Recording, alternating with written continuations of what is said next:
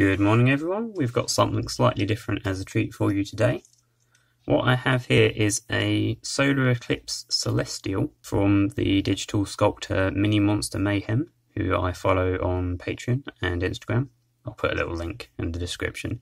What he does is mostly these impressive centerpiece models, monsters, hence the name, does a lot of dragons, things like that.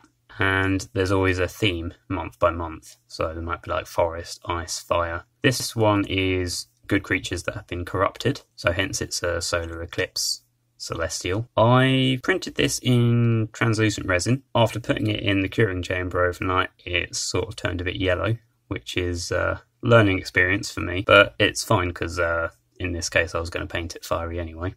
So I'm going to see what I can do with that with a few contrasts, clear paints, stuff like that. Had a couple of issues. This hand broke off just after I got it out of the printer, and that was very difficult to find because it was tiny and transparent. But as you can see, I found it, glued it back on, it's all good. There's also, don't know if you can see it very well, there's a cavity in the body here. Now looking at the pictures online, I think there's meant to be like strands of material or something over that, but it is supposed to be a hollow space. It's just the strands over it haven't quite printed out, but again, that's okay. I'll probably just paint it the outside, leave that unpainted so it looks like she's hollow and there's energy inside or something cool like that.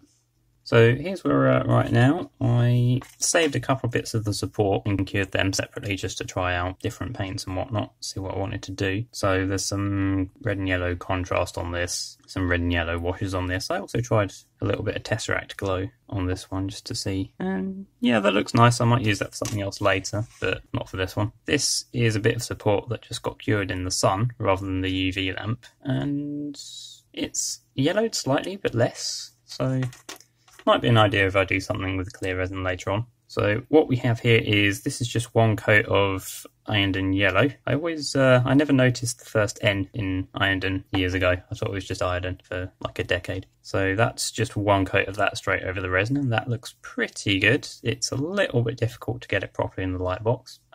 Base is just, I've given it a couple coats of Esh and Grey just to make it flat. I think I'm just going to do some astrogranite on that, do some fire highlights, keep it pretty basic, and I'll see what else I can do on this.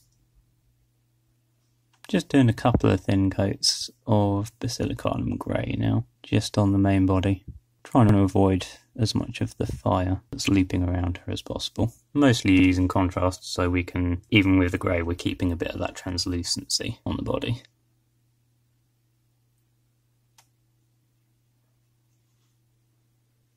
While the Basilicanum Grey dries, we're just going to really carefully blob on some astrogranite. Got to be really careful. I'm just going to avoid going near the flames with this. Just want to build it up so I can get some nice textured and raised bits, so I can then dry brush those flame highlight colours on, make it look nice and glowy.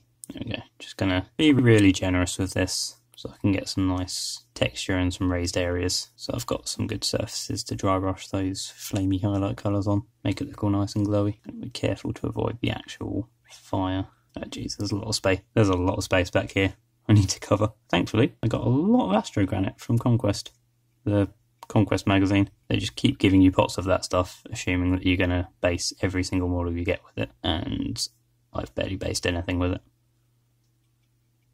Okay, so here's where we are right now. The base, I put another few more blobs of astrogranite on, just to build up the height and the texture a little bit. I did have some astrogranite debris that I should have used for that, but that sort of dried out and became useless. So a couple of layers of astrogranite in rough heaps does the same thing, and there's just a wash of Nuln Oil on that to bring it out. What I'm going to try and do now is start getting some of the cast light from the fire onto that. So this may go terribly wrong, but I'm going to just start by dry brushing some Squig Orange. I'm going to focus on where there's a heap, just focus on the sides that are facing towards the Celestial. I'm going to be fairly generous with this, since I'm going to be dry brushing a few more colours on in like gradually decreasing amounts. So I'm going to start with what seems like a lot of the Squig Orange, and then go through a few yellows. And hopefully, fingers crossed, that will then make it look like she's glowing and casting light onto the ground around her. So after dry brushing the Squig Orange, I've gone ahead and dry brushed a little bit of towel light ochre over the bits on the base, and I'm going to finish that off now by just dry brushing a little more dawn yellow just over the tops of those bits, just to get the lightest parts of the glow effect. And also what I'm going to do now is I'll dry brush a bit of that just over the top of the flames, just to get some of the brightest bits there. But logically I should have done that before I did the grey on her body, because a little bit of the dawn yellow is going to go over that and need touching up, but that's fine, I can fix that later. Right, I didn't actually film myself doing it because it's very fiddly and I needed to pay very close attention, but I've picked out all of the halos and spikes in front and back with Retributor armour.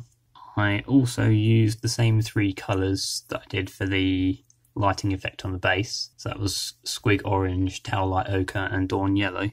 And I've just painted the bits of flame that were going over the body, as well as the wound or cavity in there, because with it being clear and with the grey contrast over it, those were just not showing up very well. So rather than try and maintain the clearness, I've actually just painted them so that they stand out and you can actually see them.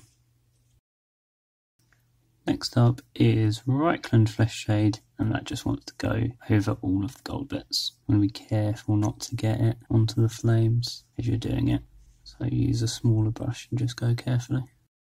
With the Reichland Flesh Shade dry, that's looking really nice now. The gold's a little bit darker than the surrounding flames and it's standing out. I've decided I'm going to leave the little yellow over dry brush on the body, since that's giving me a little bit of highlight. And what I'm going to do is I'm just going to give the gold a small highlight as well with Liberator Gold, just going to get all the little sharp edges of the spikes. And then after that, I think I'm going to call this one done. And now with a coat of Purity Seal applied to keep all of the contrast and other paints in place, the Eclipsed Celestial is done. Now it's actually a relatively simple paint job, but the fact that it's such a nice and unique sculpt means it looks good as is. The translucency makes it a little bit hard to photograph normally. So here she is, just outside in daylight, against the wall of my house.